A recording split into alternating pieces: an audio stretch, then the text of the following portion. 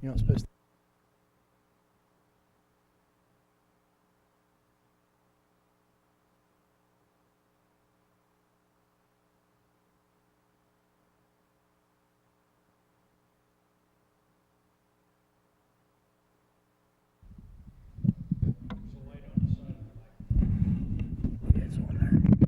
Yeah, it's on now.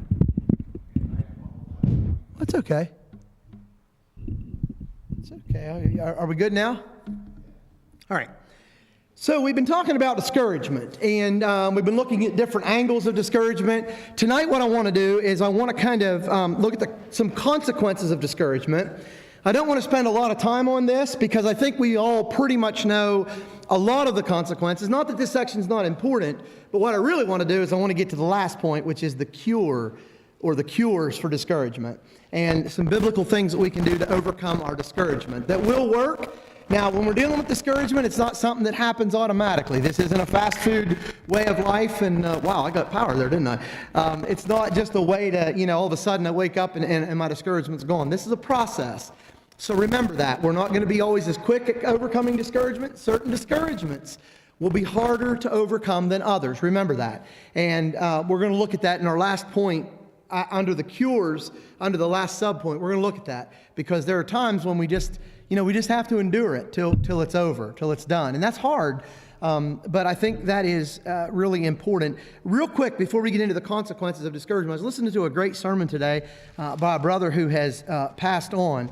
And so, he said something that was really powerful. I was actually listening to him regarding the home, and he was talking about, are our children safe? And he had some really great thoughts, like, are our children safe in the home? Are our children safe at school? Are our children safe in the church? And of course, he wasn't talking about physical safety so much as he was, spiritual safety and emotional safety and those type of things. But he said this, that really goes along with our lesson. He said there's a problem in Hollywood. And the problem is this: Hollywood paints a picture of everyone as if they have no problems and as if their life is perfect. He said, and I do the best to quote him, he said, there's no family and no person that doesn't suffer from some type of mental anguish. I thought that was just really encouraging. This great old preacher that was just a wonderful, wonderful blessing. And I met him in an elevator one time, and I'll tell you this, and then we got to move on. But I said to him, brother, I just want you to know, you don't know me, but I said, I want you to know how much you mean to me and how much your books and your preaching have done for me. And there have been times when I've been in valleys where only, your books and your preaching have really helped me to come out of those. And he got tears in his eyes, and he said, brother, you don't know what that means to me. And I thought, what do you mean what it means to you? You're like, in my mind, he's a famous preacher. He doesn't need encouragement from a nobody like me. But you know what? I could tell in his eyes that he suffered from it sometimes too. So that powerful statement he made was true. Remember that. Everybody, every one of us suffer from some kind of mental anguish at one time or another. Some struggle with it daily. Discouragement is a mental anguish, and it's something that we all can and will just, deal with from time to time.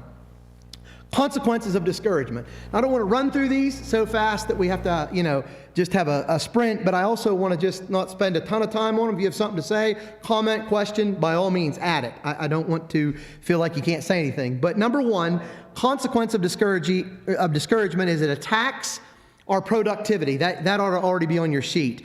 It attacks our productivity.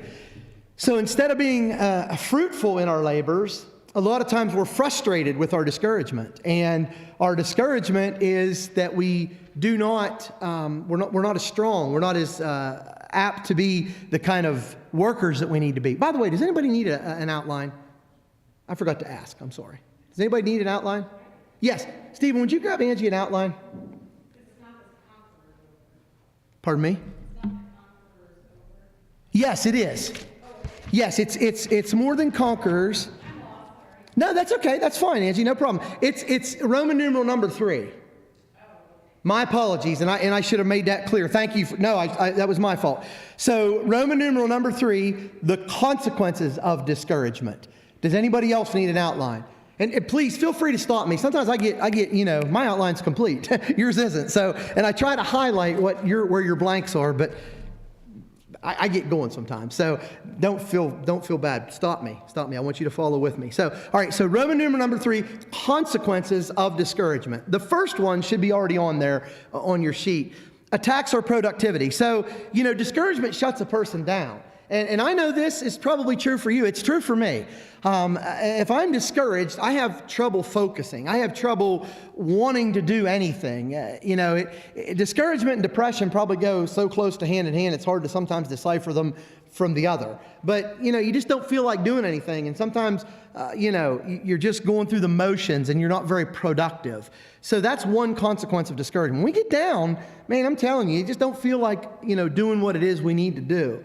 And spiritually, that's a problem because sometimes it affects our worship. We don't feel like coming to worship. We don't feel like, reading our Bible. We don't feel like praying. And I'll tell you, one of the things, and like I said, this whole study, I'm not afraid to be transparent with you because I want you to know that I am human and I can't do it any other way. So I hope that doesn't bother you that I am transparent, but I can't do it any other way. I have to either be real or it's not me. So one of the things that whenever I'm attacked with discouragement, one of the things that it attacks is my productivity in prayer. I don't pray like I should. And what's weird to me about that is that's when you should pray, Rodney, but that's not when I pray. That's not when I pray. When I'm discouraged, I have trouble talking to God about that. I've already feel like I've let him down by being discouraged. Now, if I tell him about it, I'm going to let him down double. I know it's a really strange thing, but that's sometimes how I think about it. So it definitely attacks our productivity. Number 2, letter B, it assaults our faith. It assaults our faith. This should be a blank on your sheet. It assaults our faith. Why, God? Why me? What's the use? How about this one? This will never change. Do you ever get into a situation where you feel like that? This will never change. You think, I would love to have that book you write this stuff from, Rodney. I tell you, it's called the Book of Life, okay? These are quotes that I've said. Why me, God? Why? Why now? Well, this will never change. It'll never get better. I can't help this. This is some of the things that assaults our faith. We forget who's in control. We forget who's in charge, okay? Discouragement makes us be blurry to the God on his throne. And that's a bad situation. That's a bad place to be. Letter C, it afflicts our attitude. It afflicts our attitude. The more that discouragement is nurtured, the more it contaminates our attitudes. Sometimes we get discouraged, and we really don't want to come out of that discouragement. There's kind of a part of us that are like a pig.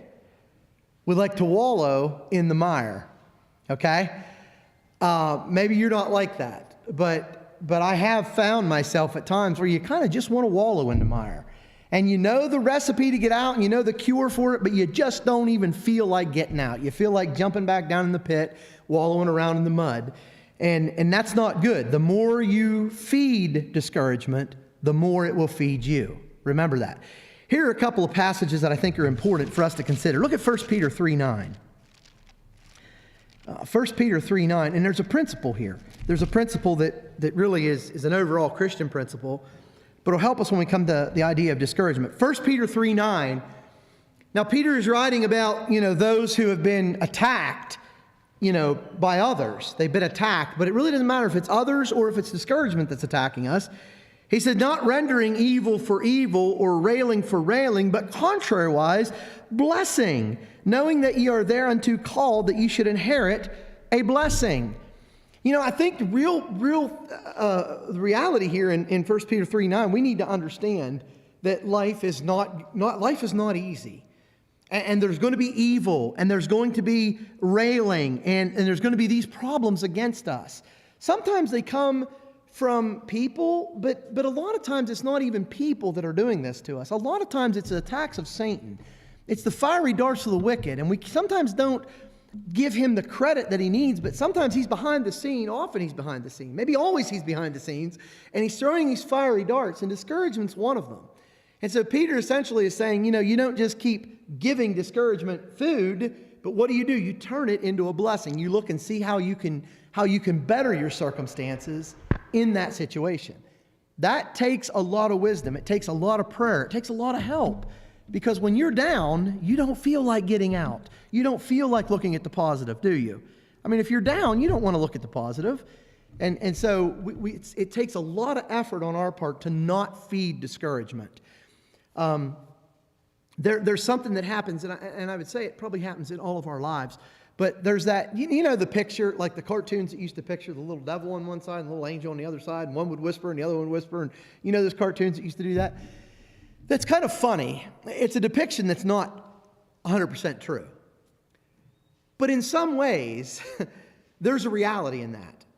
There's a lot of, I'm not going mystical on you, or, I think there's things from the unseen, but there is a fight within us. It's a spiritual fight to look at things from a positive perspective, to look at things, the best of situations, to make the best of situations. There's that side of it. Then there's the other side that says, I don't want to do that. No, don't do that. You don't need to do that.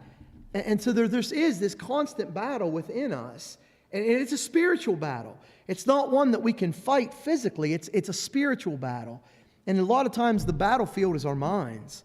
And all these things we're dealing with, more than conquerors, overcoming discouragement, overcoming anxiety, whatever it is, it's a battle in the mind. It really is. And we're going to talk about that when we get to the cures. And I'm telling you, I don't know about you, sometimes I wish my mind was more powerful. But then, again, our minds are really powerful, aren't they? And I say that tongue in cheek because I don't want you to understand what I'm saying when I say I have a powerful mind. I mean, that thing can run the racetrack. Have you ever been sitting and driving and all of a sudden a thought pop into your head and it's a negative thought? Have you ever had something just frustrating pop into your head? All of a sudden, where did it come from? You weren't thinking about it. You weren't really meditating on it, but it popped in your head. And I actually been talking to my kids about this through this whole COVID pandemic. I wanted to be real with them too, and I said sometimes, literally, I have to say, and I have to say it out loud for me, Rodney, you're not going to entertain this thought. I'm not entertaining this thought. Sorry, I'm not giving you the time of day today. Now, I wish I could say it one time and it was done and over with, but it doesn't happen that way for me. Sometimes I have to tell myself that a lot of times. I'm going to be honest with you. Sometimes I have to pick up the phone and call my wife. Honey, you know what? I'm thinking of this. This isn't right. Come on, help me with this. Or maybe I'll text her. You need somebody on whom you can rely. Somebody will give you good, solid advice. Somebody that won't let you lie in that mire and won't, feed that mire. You need to get out of it. Don't let it affect your attitude. Philippians 2, we're to have a good, positive attitude. We're not to be negative people. And so when we get like that, we've got to find our way out of it somehow. All right, letter D. It affects our reality. Isn't that what happened to Elijah? Do you remember Elijah had the great situation on Mount Carmel? 450 prophets of Baal, they all die, they're all killed, and he goes down, and then all of a sudden Jezebel's going to kill him, and now all of a sudden everything's falling apart for him. Now, the truth of the matter is there were some things that were falling apart for Elijah, but not everything was falling apart. And so it affected Elijah's reality. Look at the great victory he just had. That was the reality. The reality wasn't, oh no, I might as well just die because nothing's good.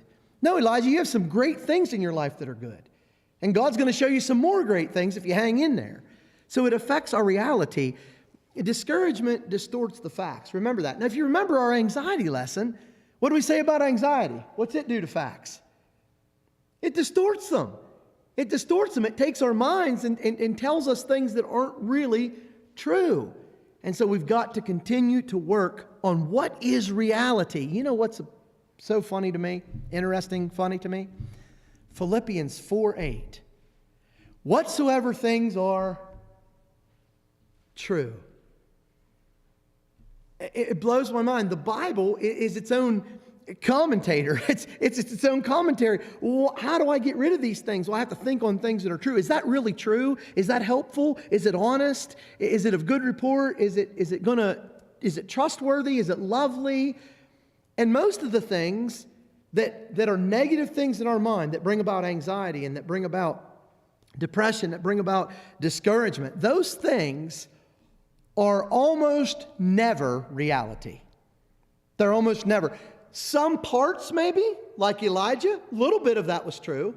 I mean, Jezebel did seek his life, but not everything was falling apart.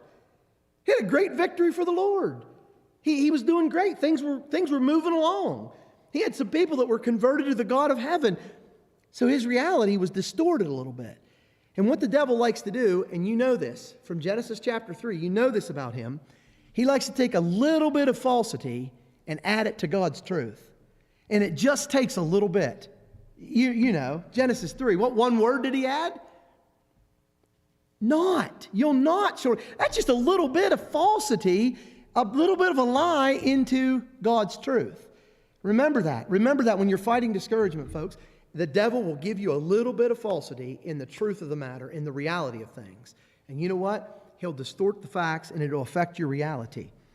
The third one. I'm sorry, the next one. That'd be like the fifth one. Third one, I can't count. The fifth one. It advances rash decisions. All right, letter E. It advances rash decisions. The late brother Wendell Winkler, he used to encourage his students. And I got this quote. I wasn't one of his students per se. In the official capacity.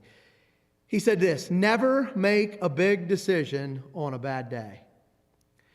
I get an email, and this will apply more to preachers, but it really is true of any Christian.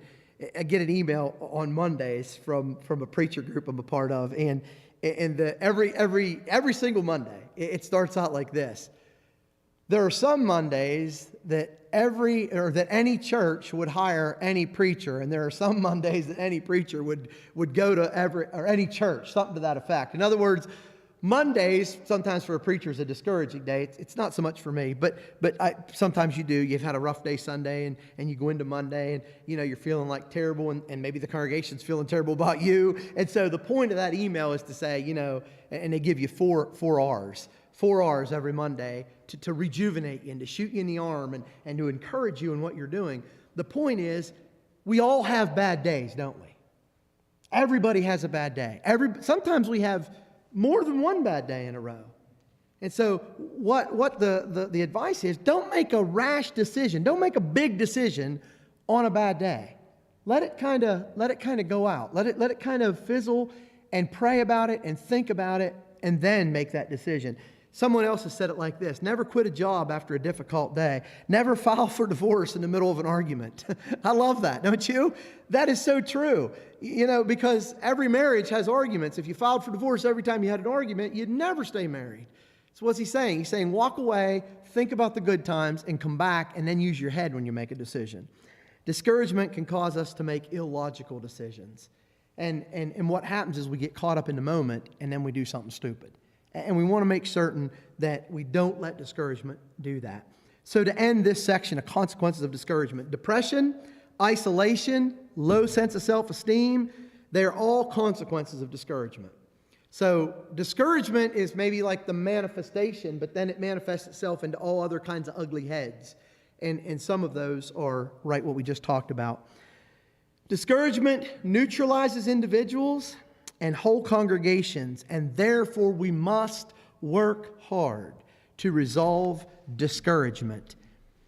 Any other consequences that you can think of discouragement in your life? What does discouragement do for us negatively?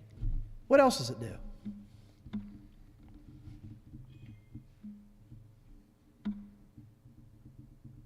Do you think some of the things I mentioned, am I on with those, or am I way off on those? Should I delete those and try something else? Discouragement affects us, doesn't it? And it's never a positive when we let it be fed in our lives. One thing I love about the church, I read this today too. I'm going to share it with you. There was a man, he had preached all over the world, and he said this. He said, there's never been an audience that I stood before to preach that there weren't a couple of things true of everyone in the assembly. And like you're hanging on the edge of your seat, you're like, what are they? And you flip the page, and he says, hearts were broken, hearts were hurting, and hearts were shattered. And I thought, that's one thing I love about the church. We're all in those boats sometimes, aren't we? We all deal with this stuff. This isn't common to just one person. And so we've got to learn to have the fortitude to overcome it. Well, how do we overcome discouragement?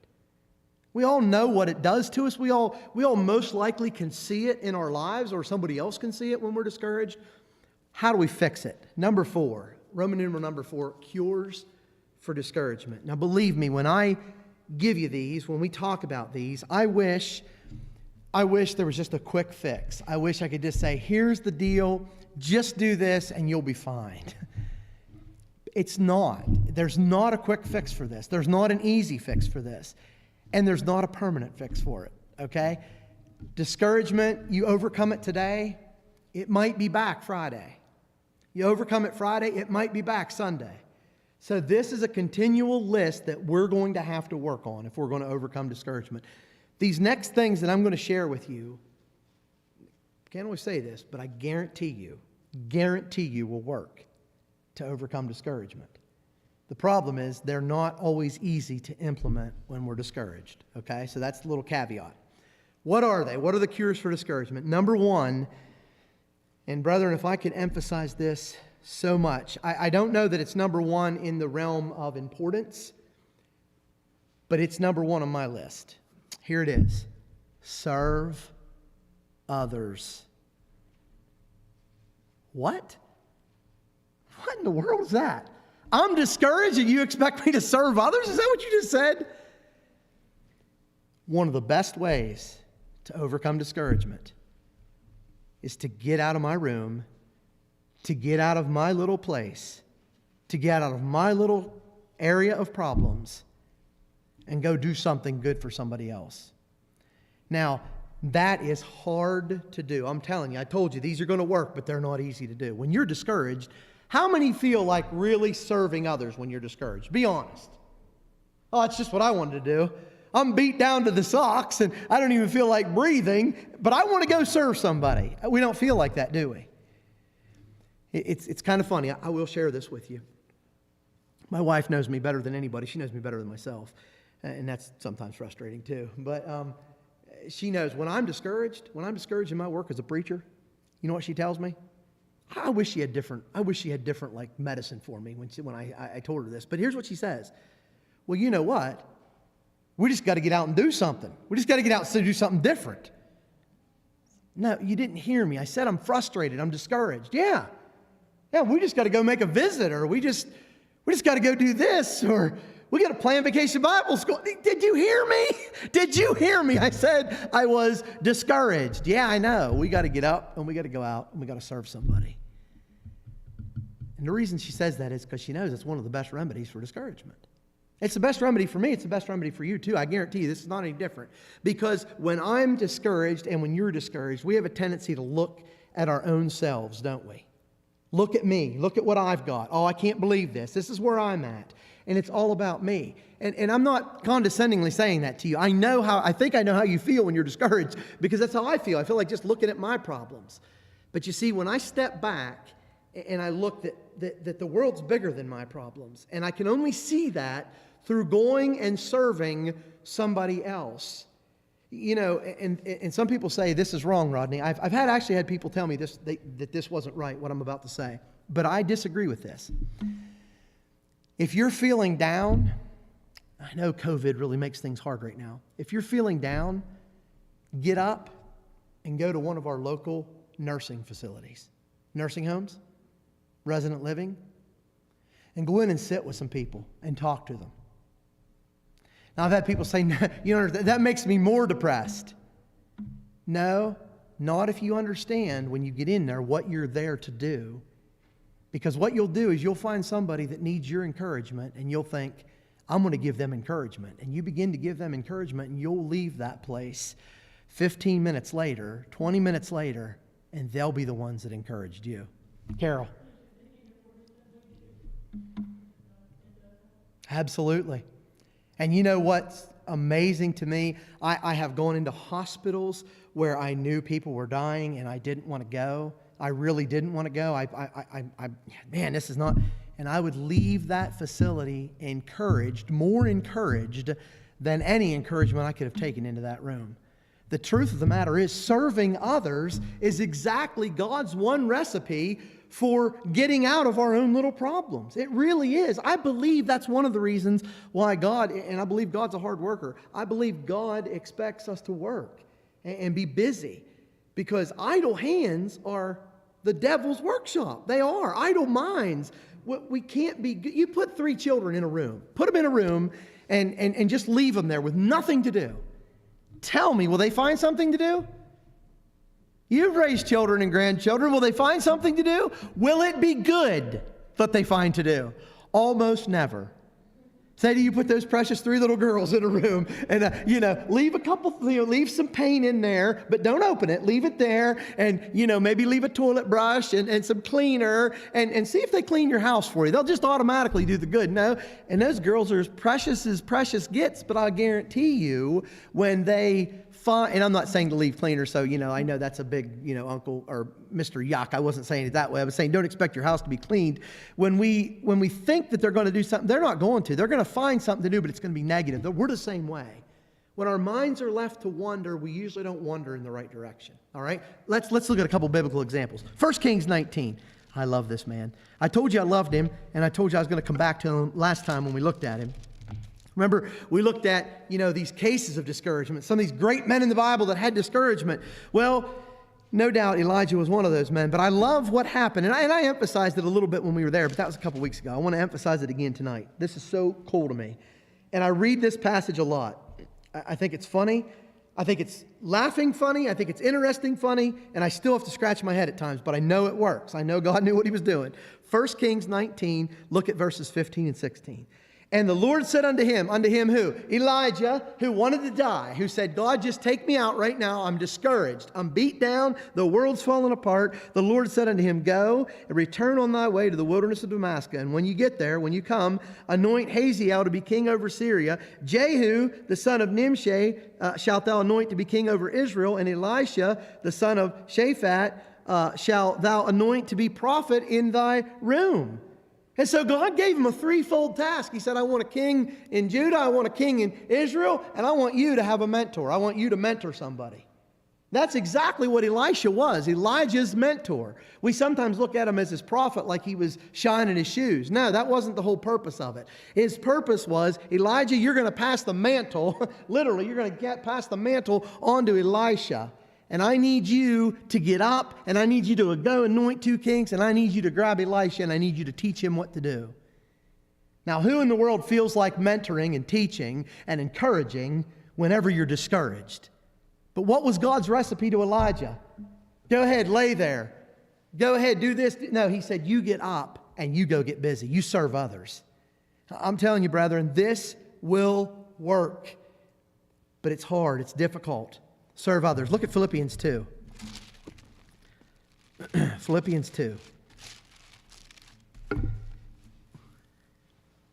Let's look at 3 and 4.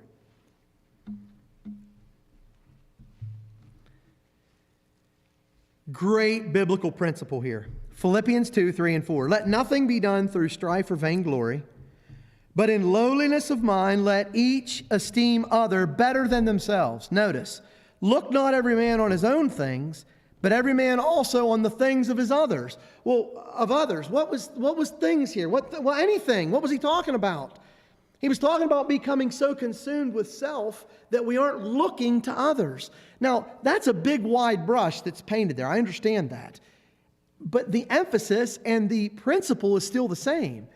When we're looking on our own problems and our own struggles, it's hard to look out to others. It really is. But what I find when I look at my problems, they're bigger when I'm just looking at mine. But when I start to look at other people and encourage other people, I find that my problems aren't quite as big as they once seemed. There's a story told that a fellow was complaining to God. It goes something like this. A fellow was complaining to God about his problems, and God said, well, I'll tell you what you do. I'll take you down to a room where there's a whole bunch of people with a whole bunch of problems, and what I want you to do is I want you to throw your problem in there. I want you to walk to another door, and I want you to pull a problem out, and there you'll be a lot better. And so he threw his problem in, but as he looked in there, there's these people with all these problems. And anyway, when he said, well, what do I do now? And God says, go to the other door and pick the problem that you want. And guess what problem he picked? His own problem, because it wasn't as big as everybody's in the room. The biblical principle is this: serve others.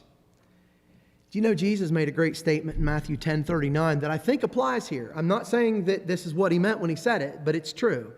Whoever loses his life will find it. And sometimes I'm trying to find my life and fix my life, and I'm forgetting about others. And you know what? Really, to find my life, I have to lose it, and I have to seek others.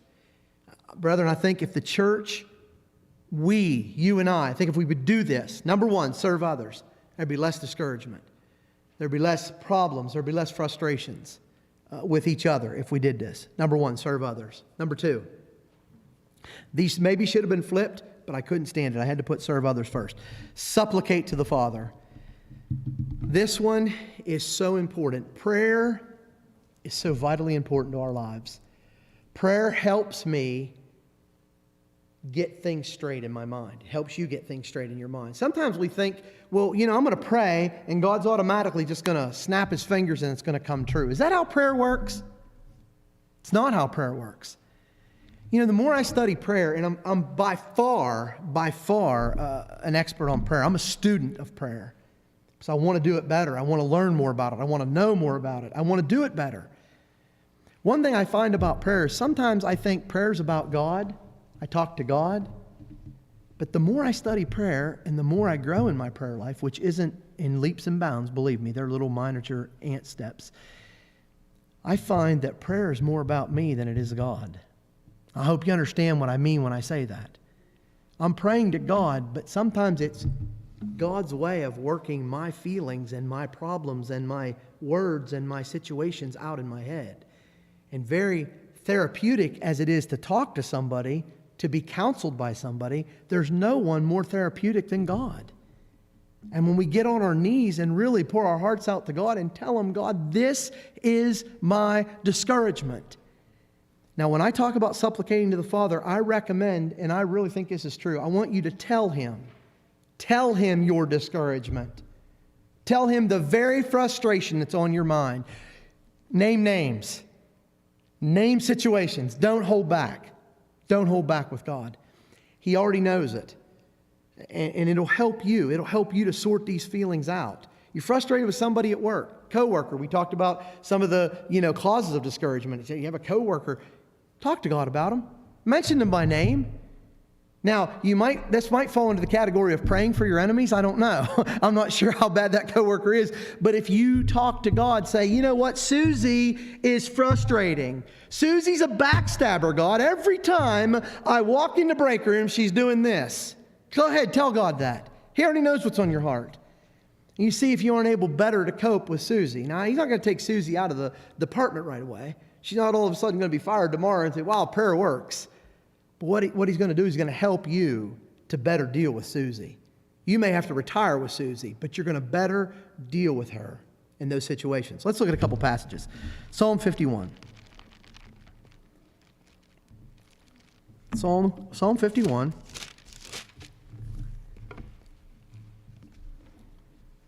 Verse 10. Somebody looks at Psalm 51 kind of like this, and this is how I think it's really a proper way.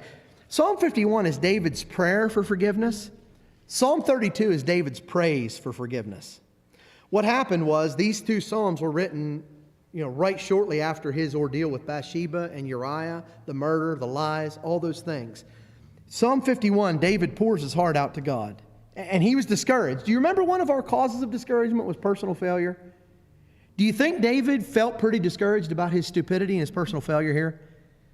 There's no doubt about it. He was sorrowful. He was bothered by what he did. He knew better. Oh, we all knew better. But David knew better. And you know what? Here's what he said in Psalm 51 verse 10.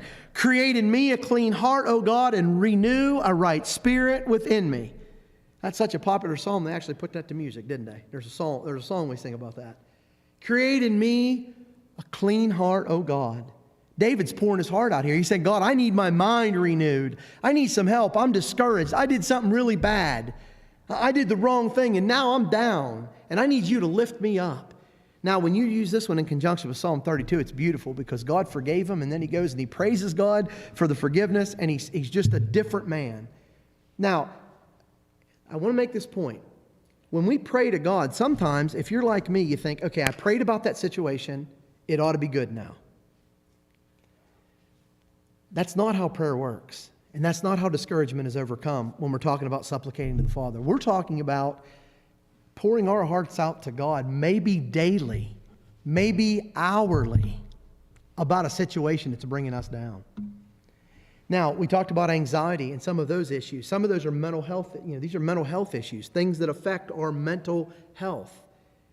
Some of us Some of you may be plagued with clinical depression, with clinical anxiety. Well, Rodney, I prayed and it's still here. I'm still dealing with it. That may be something you have to pray for the rest of your life. It may have to be something you have to deal with every day of your life. But you know what? When we supplicate to God, when we supplicate to the Father, I know that God will give us the strength to handle that. You remember Paul's thorn in the flesh? What was that thorn in the flesh? Nobody knows. I'm sermonizing for a second, or I'm supposing maybe. Methinks so. One of the reasons that we don't know Paul's thorn in the flesh is because that overcast of a thorn in the flesh could apply to any area of our lives. That's why I think we don't know about it. Now, you won't find book, chapter, and verse on that, and you can say, Rodney, you're dead wrong on that. That's not why we don't know about it. Secret things belong to God. I'm fine with that. I'm not trying to figure it out, but I'm simply saying, if God would have told me, I might have been inclined to say, yeah, but I don't have that problem. My thorn in the flesh is something different. Paul would have never understood. I don't know what Paul's thorn is. I have to laugh when I start hearing guys write commentaries on this stuff. Well, I think it was his eye problem because, he said he wrote to the Galatians in big letters. And give me a break, people. Or say, you're going to pull that out of the text? Is that the kind of Bible scholar you are? Could it have been depression? It could have been. How do we know? It could have been anxiety. It could have been discouragement. It could have been a past of guilt that he couldn't overcome. We don't know what his thorn in the flesh was. The point is this: he prayed to God continually about it. And God said, you're going to have to deal with it, Paul. My grace is sufficient. I'm not taking this away from you. And if you've got something that really lags you down, you may pray every day and God may never remove that from you. I don't say that to discourage you. I say that to encourage you. Somebody has said, if God brings me to it, He can bring me through it. And that's true. I don't know what your struggles are. I know I've got mine and you've got yours, but I know one thing, that when I talk to God, my struggles become less. I can handle them better when I supplicate to the Father. Look at 1 Peter 5:7. This is such a passage. It's so short. It's such a short passage. If you want to memorize a verse, this is a great one to memorize. It's not very long, but there's so much in this passage. 1 Peter 5:7, Peter says, casting all your care upon Him, for He careth for you. I love the Greek word pictures. The idea of cast here, and it does matter because this is really what it means. It means to literally take your load of whatever it is and you dump it on the lap of God. Here it is, God. Have you ever had a friend or someone that come to you and they just a mile a minute and they vented to you, and then all of a sudden they said, oh, I'm sorry, I didn't mean to dump on you? Did you ever have somebody say that to you? God's asking you here, when you have a care, and will you just dump it on me? That's what He's asking you to do. He's asking you to drop it in His lap and let Him take care of it. There are certain things that I can't handle on my own. Most things I can't handle on my own. There are things that are too big for me that I'm not going to understand, and if I think about them too much, it's going to really affect my spirituality. I have got to give it to God and say, God, I'm not sure how to handle this. I'm giving it to you. Please take it. Now, what helped Elijah? Again, back to my example of Elijah. What helped Elijah to get up and go do what he needed to do? Who did he interact with? It was God. It was Elijah's interaction with God that picked him up out from under that juniper tree, got his mind focused on things that were important. He went and anointed 2 kings, got Elisha, and the next thing you know, you see him roaring to heaven in a chariot of fire. Let me tell you something. That's a great example of what it is. He went and served others. He supplicated to the Father. He was interacting with God, and God said, enough's enough. Get up and get busy. I'm not going to have this discouragement in your life, Elijah. You're too important to my kingdom.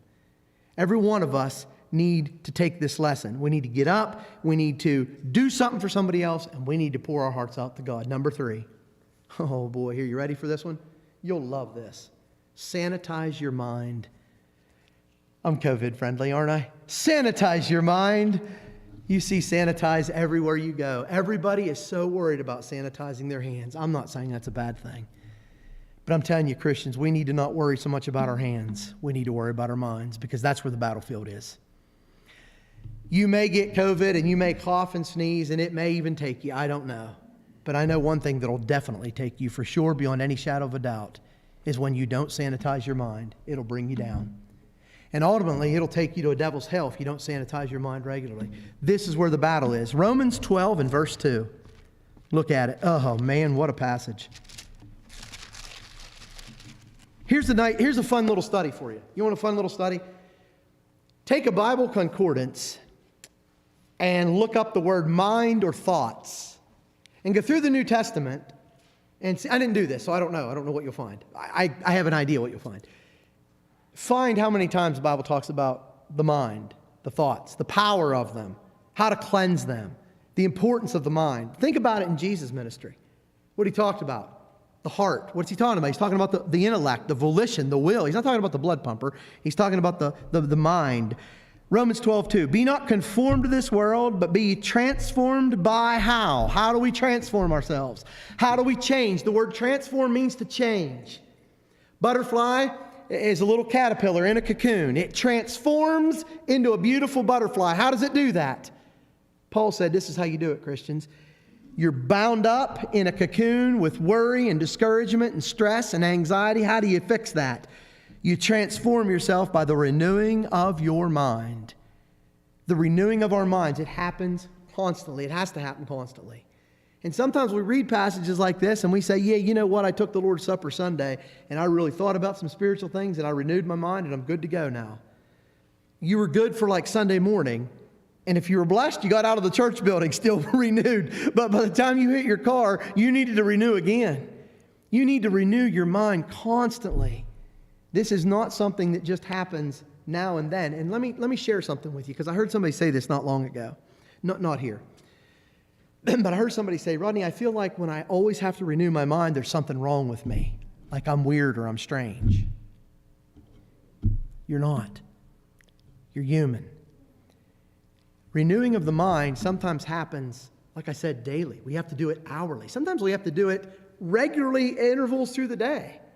This isn't something that's a one and done. We have to continually renew our minds. You know Philippians 4:8. I don't want to go there, but I want you to think about it. Whatsoever things are pure and just and true and honest.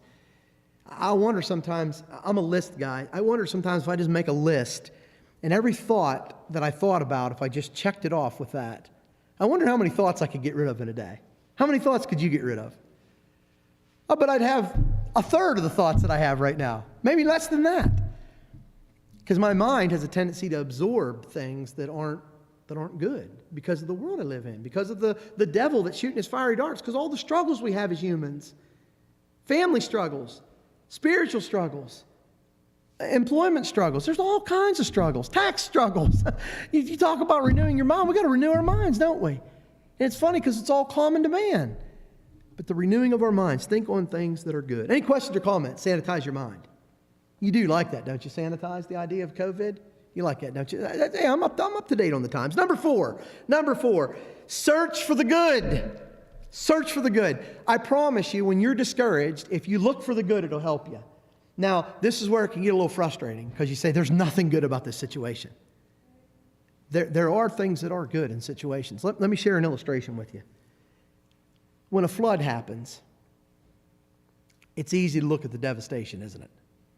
Flood comes, devastates everything. Is there anything good that comes from floods? What comes from floods that's any good? All kinds of nutrients. All kinds of things. In fact, I had a couple of traps on Penns Creek, and this big ice came in here, and I wasn't able to get to them, and I went down the other day to find them, and, well, I think my brethren in Harrisburg are using them now because they're not with me anymore. And I was frustrated about it, and I went home, and I told my wife, I think I lost them, and Joshua said, well, you know what, Dad, if your trap's washed down there, I'll bet some other stuff from up there washed down. I'm going to get my metal detector, and I'll get down there with you. And you know what? He was looking for the nutrients. He was looking for the good. I said, son, I love that. Thank you for looking for the good. That's right. Some old boy down there will find them, and he'll be as happy as he can be to find a trap. Let's go down and see if we can find something that washed down from Williamsport. What do you think? It's a good idea. There's good stuff that can happen even in bad times. Nutrients are replenished from a flood. And you know what? Sometimes when I have a flood of emotions, a flood of discouragement, sometimes I can look and I can see good in it if I really search. Here's the last one I'm going to give you. This is so true. This is the one that I hate to say, because if you're discouraged, it's really hard to hear this. Sometimes we just have to stay until the enemy leaves. Discouragement is a battle that sometimes doesn't leave as quickly as we want it to leave. But we've got to stay. We've got to keep being faithful. We can't quit. Our families are relying on us. Our brethren are relying on us. Our employers are relying on us. Whoever you have contact in the world, they're relying on us. We can't give up. I want you to think about this. There was in Look for the Rainbow, Count Your Blessings, Yancey writes this. Harry Bower, who served 4 years as chaplain during World War II, spent the final days of the war among Marines in the Pacific Theater. He made the following observation. The 2nd Division saw much action and suffered great losses. Yet, he says, I never met an enlisted man who doubted for a moment the outcome of the war. Nor did I meet a Marine who asked why. If the victory was so sure, why couldn't we have it immediately? But he said, I never met a man like that. It wasn't a question of when or if we would win the war.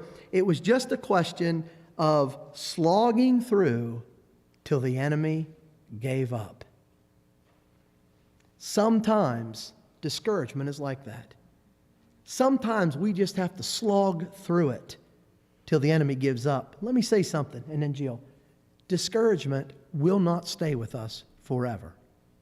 We may battle it continuously, but there'll be bright spots. There'll be sunshine spots that come to us. Jill.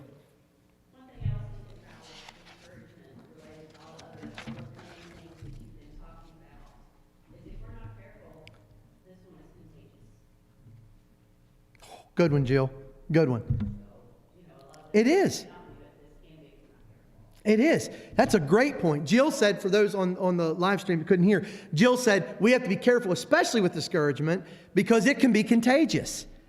Encouragement is contagious, but guess what? Discouragement is too.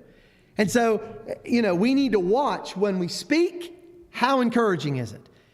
And what's my attitude? Because it's easy to get discouraged. James.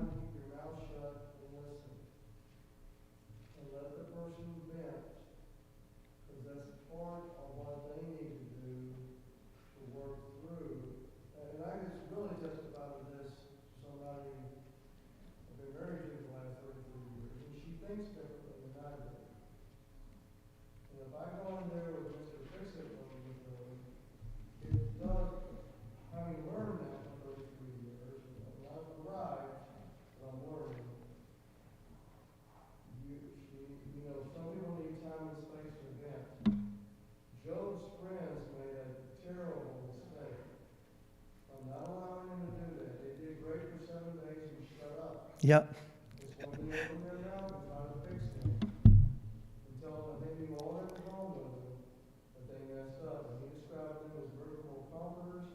said, you mocked me, and we don't want to, do that to people. Now, we don't wallow in our self-pity and have a pity for it.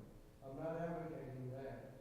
Right. But there is a time and place to let people vent and shut your mouth, because that is we all think we all have different personalities and thought processes. And we need to allow people to have time and space to work that out. That's a great point, James. And that's why this series on overcoming, these are mental things. They are. I mean, anxiety, guilt, discouragement, they're all mental things. And so we all deal with those differently. And you have a personality. Here's one thing that I will suggest. It goes right along with what James is saying. Work through it to get to know yourself. Know how you need to deal with this stuff. For some people, they're going to deal with it completely different than the other person. There's really no right or wrong way to deal with discouragement, except unless you stop slogging through and you quit. Or you remain discouraged where you rub off on everybody. At some point, we've got to get up. Now, again, is that 4 days? Is that 7 days? Is that 2 weeks? We don't know. It depends on the discouragement. I've had people that have lost loved ones, and other people have been so callous to say, well, it's been a month. They need to get over it. Well, let me tell you something. How about you tell me something? You lose a loved one, it may be 17 years, and guess what? You still won't be over it. And that's great. Carol.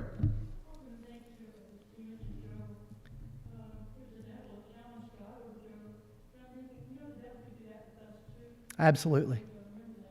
Absolutely, Carol. Carol said it was the devil that challenged Job. Let me tell you something. Who's behind discouragement? It's the devil. I believe the devil's behind discouragement. I believe he's behind anxiety, and I believe he's behind guilt. Because if he can keep a Christian paralyzed, a Christian won't grow that's paralyzed. Let's just conclude with this thought. Psalm 30 and verse 5. Psalm 30 and verse 5, and then the lesson will be yours, and we'll move on next week to a new one. You're going to love it. Psalm 30, verse 5. For his anger endures but a moment. In his favor is life. Weeping may endure for a night, but joy cometh in the morning. Here's the thing about discouragement, folks. It will not last forever. It will not. We can overcome it. We can beat it. It may take time. Your discouragement may be bigger than my discouragement. You may be longer at fighting your discouragement than I am. It may be a thorn in your flesh for the rest of your life. But one thing's for sure, with the help of God and the help of good sound prayer and good sound scripture and good sound sounding boards, we can overcome this terrible, terrible thing that affects our minds. Some of God's greatest servants have battled discouragement. We all battle it at times, but as one poet reminded, his love in time past forbids us to think he'll leave us at last in trouble to sink. Don't forget in the darkness what you've learned and seen in the light. God is our refuge and our strength, and with his love and help, we can overcome the enemy called discouragement. I hope it's been a help to you. It's been a help for me to prepare this material and to deliver it. Next week, come back. We're going to be overcoming jealousy and envy next week. Now, hopefully, we have no green-eyed monsters in the congregation, but if we do, or if you've ever dealt with envy or jealousy, come back. We're going to talk about it. We're going to lay it out from God's Word and see how we can overcome that. I appreciate you coming tonight. You've been a great source of encouragement for me. Continue to fight the good fight. Heaven is our home when we fight. God bless you guys.